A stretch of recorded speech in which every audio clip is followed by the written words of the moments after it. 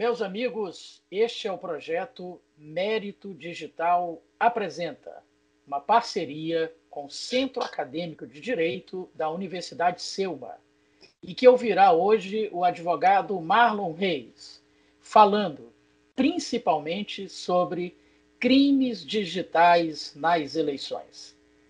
Inscreva-se no nosso canal, Mérito Digital, no YouTube, e nos acompanhe também em nossas redes sociais.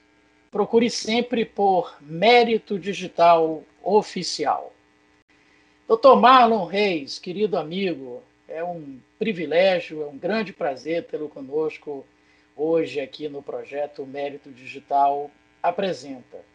Quero lhe agradecer, que eu sei que você é um homem extremamente ocupado, vive viajando aí pelo país, resolvendo questões jurídicas da mais alta relevância, mas encontrou aí um espaço na sua agenda para nos atender. E a gente fica muito grato, muito feliz por isso. Antes de entrar no assunto da nossa conversa, doutor Marlon, que é crimes digitais nas eleições, eu queria fazer aqui umas 2 ou 3 perguntas um pouquinho fora do tema. A primeira delas, o senhor foi magistrado estadual, aí abandonou a magistratura para dedicar-se à política e agora dedica-se também à advocacia. Então, assim, um leque interessante de opções. E como a maioria dos nossos teleouvintes são alunos de direito, eu queria que o senhor desse assim, para eles uma certa inspiração com relação a essas 3 carreiras.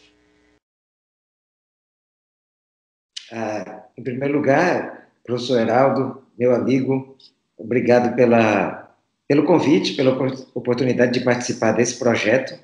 É uma honra poder estar aqui me dirigindo a você, aos alunos e a todos os interessados, né, os internautas que visitam os portais do Mérito Digital.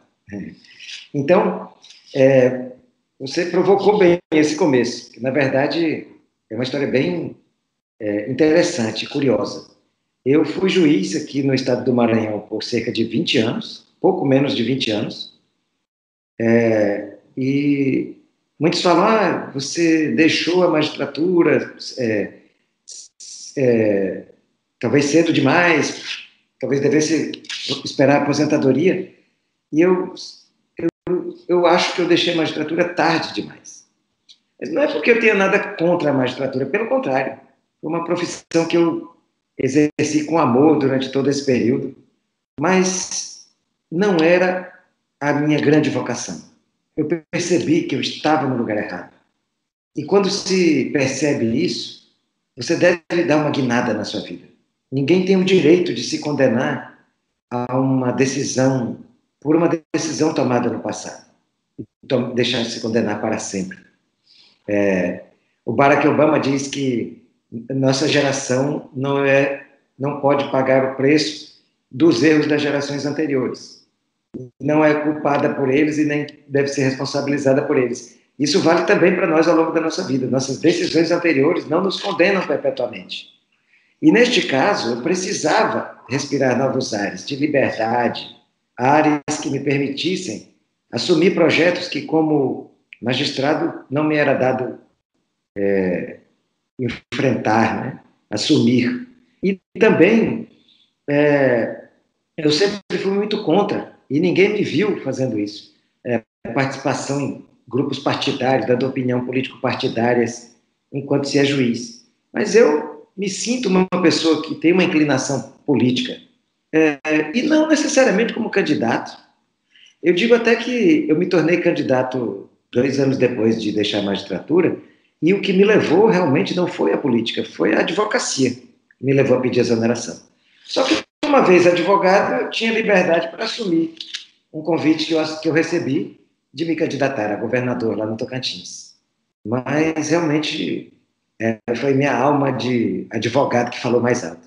Depois da minha experiência, que me ensinou muito, aprendi muito, vi a política pelo lado de lá da cortina, e isso foi muito bom para quem advoga também na área do direito político e eleitoral. Eu voltei para a advocacia, onde eu estou nesse momento, com muito afinco. Não serei candidato esse ano, e o meu plano é só advogar, é o que eu tenho feito. Então, essas 3 áreas são 3 áreas para as quais o estudante de direito se prepara. Tanto a magistratura, como a advocacia, como a política. As 3 são muito beneficiadas pelos estudos jurídicos. E enquanto a magistratura e a advocacia têm como requisito a graduação prévia em direito, né, e o preenchimento de outros requisitos, a política não, mas ela também se beneficia muito da chegada de pessoas de formação jurídica, especialmente porque o parlamento trabalha fazendo as leis, que são justamente a principal ferramenta dos aplicadores do direito. Então é isso. Maravilha. Marlon, durante a magistratura, o senhor fez muita coisa importante, não só dentro do seu ofício de magistrado e tal. Por exemplo, o senhor é reconhecido, acho que nacionalmente, como o pai da lei da ficha limpa. O senhor diria que, como o senhor já estava pensando no futuro, em advogar nessa área, em eventualmente se candidatar como político, já naquela época o senhor estaria legislando em causa própria, porque sabia que quando fosse candidato teria uma vantagem em relação aos outros políticos tradicionais? Não, de maneira alguma. Nessa época, eu não tinha plano nenhum. Eu não tinha marcado data, nem imaginava que iria realmente pedir exoneração. Eu já tinha, sim, um sentimento de que eu poderia não deixar a magistratura, mas de que alguma coisa precisava ser um pouco mudada. Talvez por isso eu buscasse, nas minhas horas de folga, ações complementares cidadãs, por conta dessa minha vontade de exercitar o civismo de uma forma mais livre. E isso realmente nem passava pela minha cabeça. Mas eu vou dizer uma coisa: se alguém precisar ir para a política, mobilizar o Brasil inteiro para mudar uma lei que afeta todo o meio político do país, para poder ir para a candidatura, então eu teria um poder gigantesco que eu não tenho. Não tenho a capacidade de mover o Brasil para defender um interesse pessoal meu. Obviamente, a lei da ficha limpa aconteceu porque foi a conjunção de esforços de dezenas e dezenas de organizações nacionais que queriam as mesmas coisas, os mesmos objetivos, e pela mesma razão que eu, que era mudar uma legislação horrível, uma legislação que era, por tudo, injustificável e que acabou cedendo ante a grande pressão social sobre o Congresso Nacional e nós passamos a ter uma legislação minimamente razoável em termos de inelegibilidade. Uma outra coisa que o senhor fez também, doutor Marlon, durante a magistratura, foi escrever, né?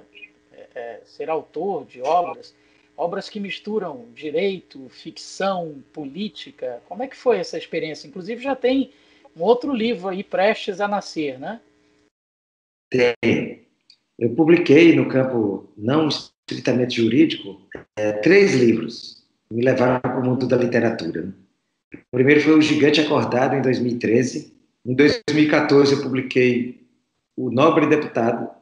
E em 2016 eu publiquei A República da Propina e agora eu firmei contrato com uma editora para publicar o livro O Nobre Deputado 4.0. Vai ser uma nova versão daquele livro O Nobre Deputado, de 2014, só que agora falando das novas formas de corrupção eleitoral, a corrupção digital nas eleições. O livro de 2014, O Nobre Deputado, ele me levou para um universo formidável. Ele foi muito vendido, chegou a figurar entre os 10 mais vendidos do Brasil, segundo o jornal O Globo e a revista Época. E com isso eu me tornei conhecido no meio literário. Participei de Bienal no Rio, em São Paulo, e foi muito gratificante. O lançamento do livro, O Nobre Deputado, foi numa concorridíssima sessão lá em São Paulo, na Livraria Cultura do Conjunto Nacional, na Avenida Paulista, e eu tive a honra de ali, aquele juiz maranhense, né, que era a minha condição naquele momento, ficar por mais de 2 horas autografando livros numa fila sem tamanho lá na Livraria Cultura. Então, viver essa experiência de transmitir pensamentos nessa proporção, eu digo que certamente é o capítulo mais bonito da minha vida. Mais do que a Lei da Ficha Limpa, porque aí é no plano puramente cultural, falar direto ao coração das pessoas pela via da palavra. Isso é o que eu mais gosto de fazer. E fiz isso com essa minha produção. O Nobre Deputado, você bem sabe, acompanhou, não foi uma experiência fácil, porque eu fui duramente criticado e até processado por figuras públicas, como o caso de Henrique Eduardo Alves e Eduardo Cunha, que engendraram um processo contra mim no Conselho Nacional de Justiça por haver publicado esse livro.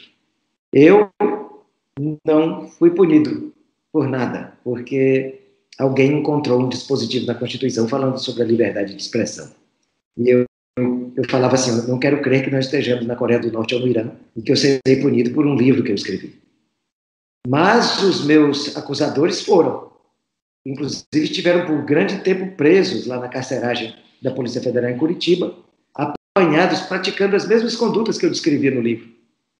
Comprando votos para se elegerem, desviando valores de estatais para bancar suas eleições e praticando tudo mais que o deputado federal Cândido Peçanha, personagem fictício que eu criei naquele livro, fazia para se eleger. Então eu saí incólume, mas eles não. Então, realmente é uma passagem da minha vida. É o canto que eu guardo com mais carinho, é esse do meu lado escritor. Talvez o erro deles, então, tenha sido processá-lo disciplinarmente, quando eles deveriam ter lhe processado na área civil por publicar uma biografia não autorizada deles.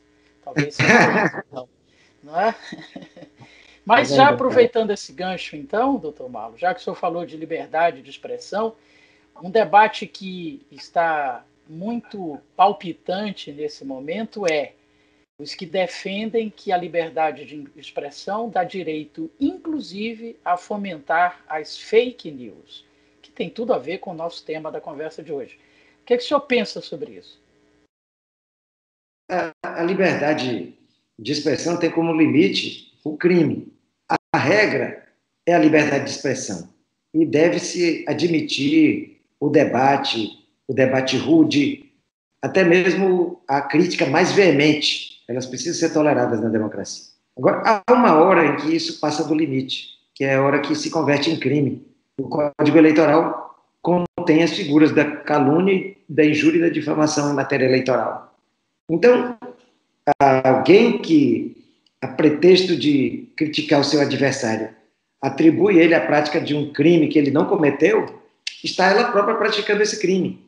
E isso tem que ser necessariamente reprovado. Em nada se confunde a liberdade de expressão com o abuso do exercício desse direito. Pelo contrário, quando alguém abusa dessa matéria, é ela quem enfraquece a liberdade de expressão. E quem vela pela liberdade de expressão é quem não admite o crime. Então, o discurso de ódio, assim caracterizado aquele que leva a formas de preconceito, discriminação, ou até mesmo o entendimento da supremacia de uma raça sobre outra, de um gênero ou de um sexo sobre outro, de uma classe social sobre a outra, todo esse discurso de ódio, somados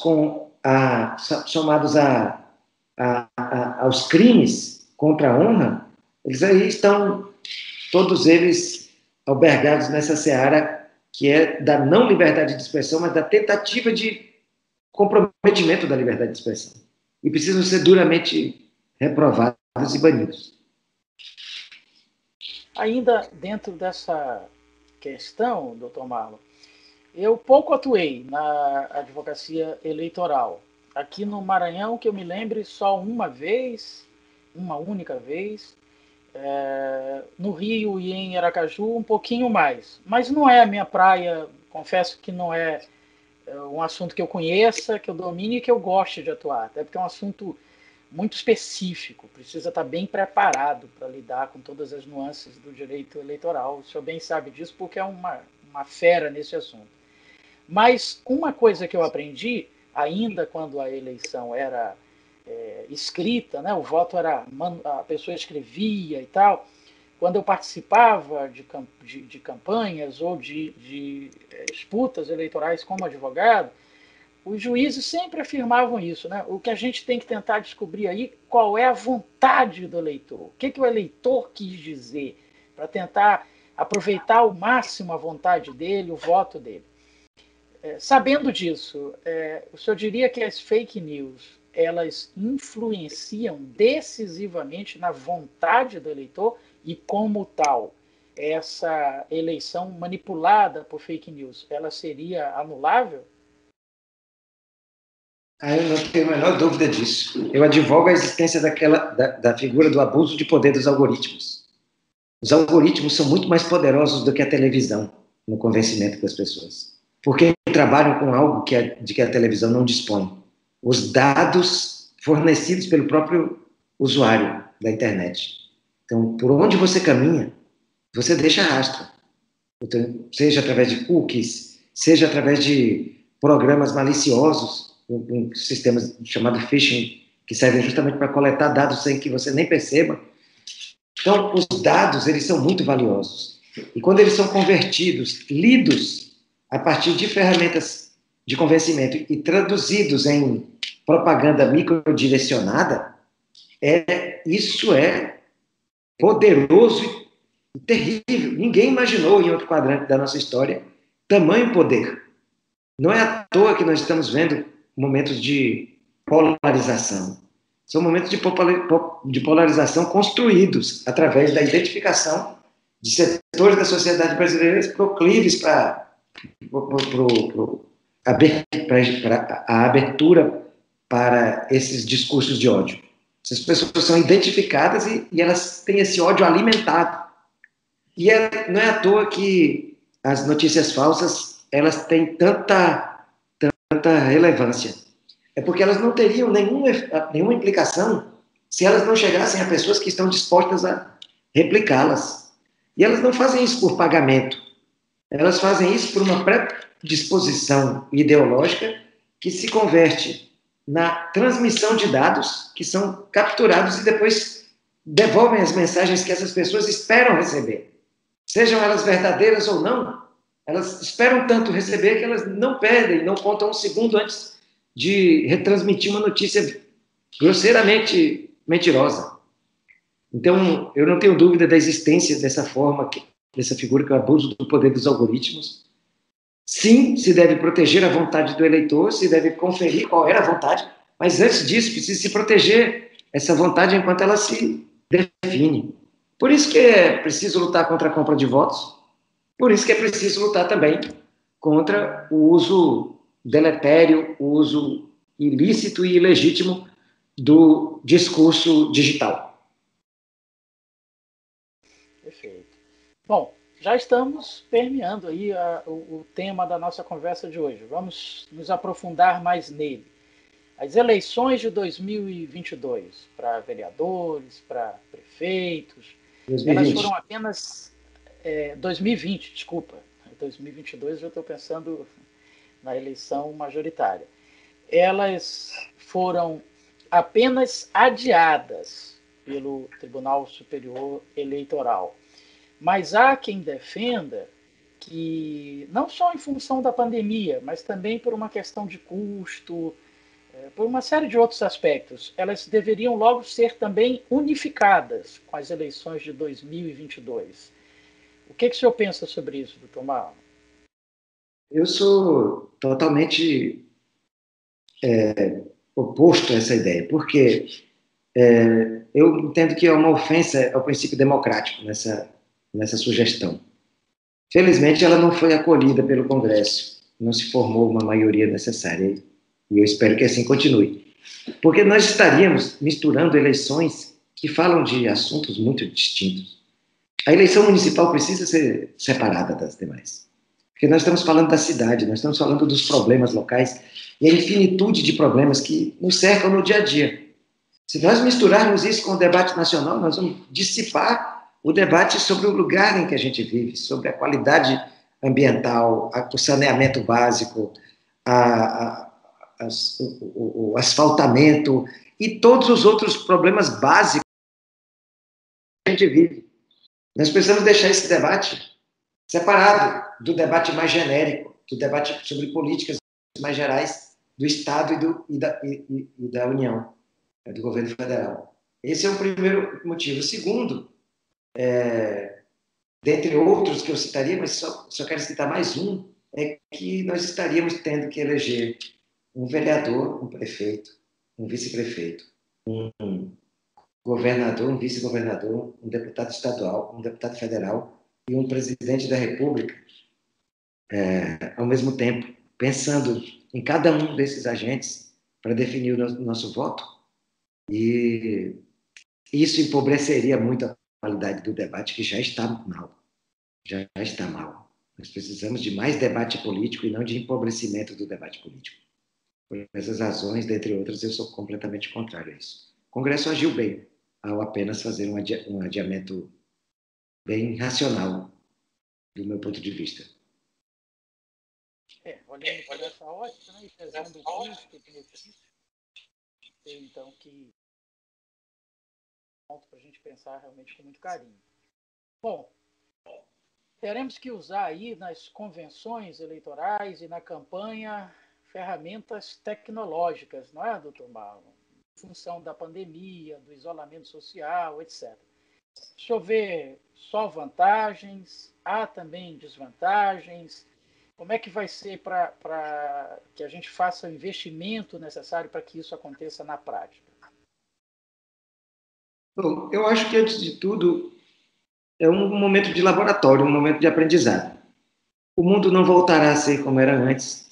Essas campanhas já seriam muito digitais, agora elas são praticamente só digitais. Ninguém vai poder fazer grandes aglomerações. Até as convenções elas se darão em meio virtual. Ninguém vai poder reunir milhares de pessoas para falar sobre os seus projetos. Então, o contato de massa será feito online. E nós não voltaremos mais a ter eleições como nós a conhecíamos. Algumas coisas voltarão, sim, mas não no mesmo padrão. Há uma migração do mundo físico para o mundo eletrônico, do mundo analógico para o mundo digital. E nós temos que nos acostumar com isso, e isso é extremamente positivo. Claro, vem com isso aí a abertura do campo para o cometimento dos delitos digitais. Mas é o preço a pagar, e compete a nós desenvolver ferramentas, tanto investigativas como até aprimoramento da legislação, para fazer face a essa nova realidade. O senhor poderia citar exemplos desses possíveis crimes digitais que ocorrerão aí, até para que os nossos alunos entendam melhor sobre o que o senhor está falando?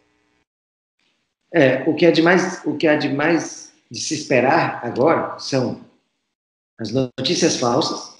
As notícias falsas não nascem por si mesmas e nem para si mesmas. Elas precisam ser veiculadas. E aí vem os diversos mecanismos.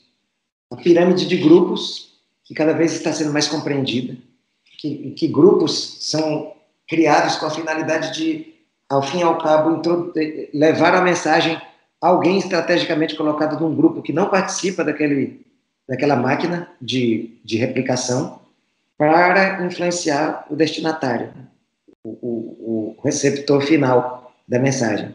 Começa com um produtor da mensagem ilícita, depois um grupo menor que recebe essa mensagem, ligado a outros grupos compostos por pessoas que estão conscientemente disseminando notícias falsas, até chegar à base, que são grupos onde essas notícias chegarão. Então, esse é o fenômeno da pirâmide de grupos.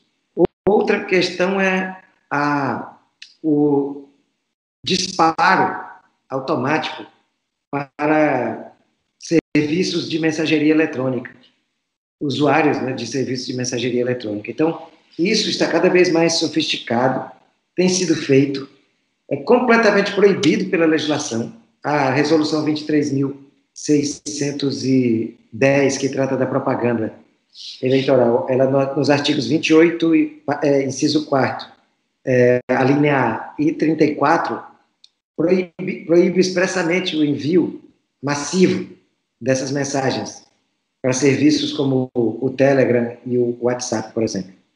Então, esse também é outro mecanismo. E, bom, existem outras, né? Eu falei aqui do disparo e várias outras. Uma outra ilegalidade está na realização de impulsionamento, porque não tem autorização legal para fazê-lo. Só os candidatos podem fazer impulsionamento e dentro de várias cautelas que a lei impõe, como, por exemplo, a identificação do CNPJ, da candidatura, da campanha, para deixar bem claro quem está impulsionando. Então, só o candidato ou alguém expressamente autorizado por ele pode fazer um impulsionamento. Então, outra forma também é o impulsionamento de conteúdos feito por quem não tem autorização legal para fazer. Ok. Bom, uma coisa que o TSE fez, a título de cuidado sanitário, foi não permitir que fosse usada a biometria nessas eleições desse ano, não é isso? Como é que o senhor vê isso? Isso não chega a ser preocupante? Não chega a ser um retrocesso? Porque mas tem um risco de contaminação, se todo mundo colocar o dedo ali. Poderia ter sido tomado cuidados, como passar o álcool antes de colocar o dedo, limpar lá a tela, ou seja lá o que for. Porque eu vi, inclusive, esse argumento e achei muito interessante. A pessoa, para ir votar, ela vai pegar um ônibus lotado, mas lá não pode colocar o dedo para votar. Como é que o senhor analisa isso? Eu tenho acompanhei muito esses debates do TSE sobre a definição das cautelas sanitárias. Eu acho que a medida foi correta, porque, na verdade, estar em ambiente com outras pessoas não significa necessariamente exercitar o toque direto, ainda mais nas mãos, onde se sabe que é o maior veículo que aumenta a probabilidade de contaminação depois pelo contato com áreas, né, de mucosa.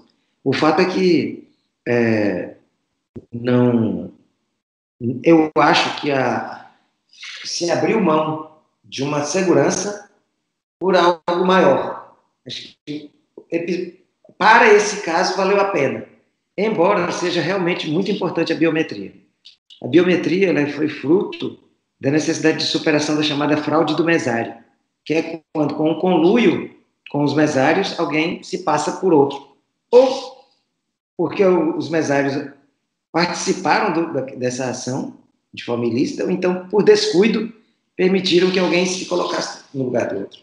Isso aconteceu algumas vezes. Eu mesmo testemunhei isso na minha vida profissional. Então, a biometria põe fim a isso. Mas, mesmo assim, com a cautela devida, vale a pena o pequeno incremento de risco que se tem, em virtude do tamanho da gravidade do problema sanitário que nós estamos vivendo. Bom, e ainda nessa seara, as duas últimas perguntas. Primeira, aquela velha discussão sobre a confiabilidade da urna eletrônica. O que tem de mais novo sobre essa discussão, doutor Marlon? Olha, eu continuo fazendo parte dos que confiam. Não existe nenhuma prova de nenhuma fraude. O máximo que chegaram já foi a falar em fraudes exteriores à urna, como, por exemplo, essa que nós mencionamos, que é a chamada fraude do mesário, né, onde tem a substituição do eleitor, ou então até mesmo o próprio mesário introduz votos ciente de que determinados eleitores não irão comparecer. Mas isso não é problema da urna. Isso seria feito de qualquer maneira, com qualquer modalidade de voto, esse tipo de falsificação. Sendo que seria muito mais fácil no papel, porque nós tínhamos muita fraude grosseira no papel. Então, nós confiamos nos sistemas dos bancos. Nós colocamos o nosso dinheiro no banco e movimentamos a nossa conta com os de senhas. E a mesma confiabilidade tem a urna eletrônica. O problema é que eu acho que a gente não pode pensar assim, poderíamos ter algum serviço ainda mais confiável? Então vamos pensar nisso. Numa urna eletrônica 4.0, saindo aqui a partir de 2020. não em retrocessos, né, de volta à cédula, mas em pensar talvez no aprimoramento. Mas enquanto isso não acontece, eu estou bem satisfeito. Não, eu confio no sistema. E o último tema, doutor Marlon. Atualmente se tem usado muito a expressão necropolítica. Você podia falar um pouquinho sobre o que pensa a esse respeito? Nós estamos falando também de dos riscos sociais a que determinados segmentos estão mais submetidos do que outros, né? E que, inclusive, com relação à questão da morte, por exemplo, grupos.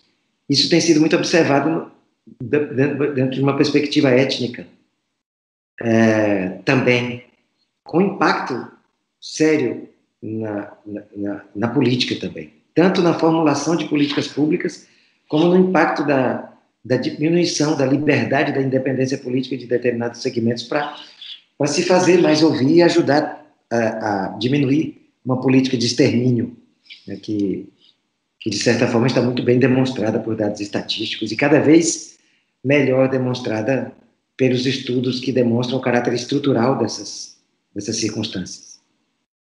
É algo muito novo e importante sobre o que todos nós temos a refletir. Tem muita coisa nova, né? Nesse universo da política. Por exemplo, ganhou, felizmente, finalmente ganhou espaço, mas ainda estamos longe de encontrar solução para as questões de gênero. Mas nunca se falou também tanto sobre a importância do alcance de mandatos por mulheres num país que tem muito menos parlamentares do que os países muçulmanos, em média. O que é impressionante. Eu estive proferindo palestra na Malásia, onde são 30% de mulheres no parlamento. Aqui somos 15%. E é a maior composição feminina que já teve na atual legislatura. E chegamos a 15%. Na Malásia, não, na Tunísia eram 30% e na Malásia 40%. E a Malásia é um país com 98% de muçulmanos. E 40% das pessoas no parlamento mulheres.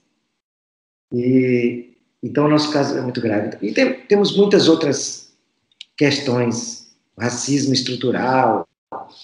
O TSE começou a debater, inclusive, a possibilidade da formulação de políticas afirmativas para a presença dos negros na política, incremento dessa presença. Então, são muitos assuntos modernos que estão aí e que eu fico feliz de ver o debate começar a chegar nesses níveis mais avançados.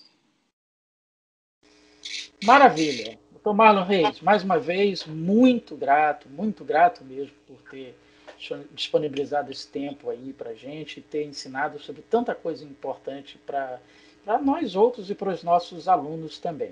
Fique à vontade agora para fazer as suas considerações finais e se despedir.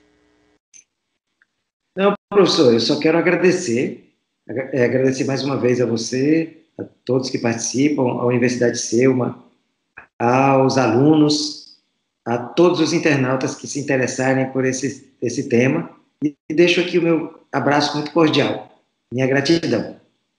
Valeu, querido. Então é isso. Semana que vem tem mais. Pense nisso e faça direito.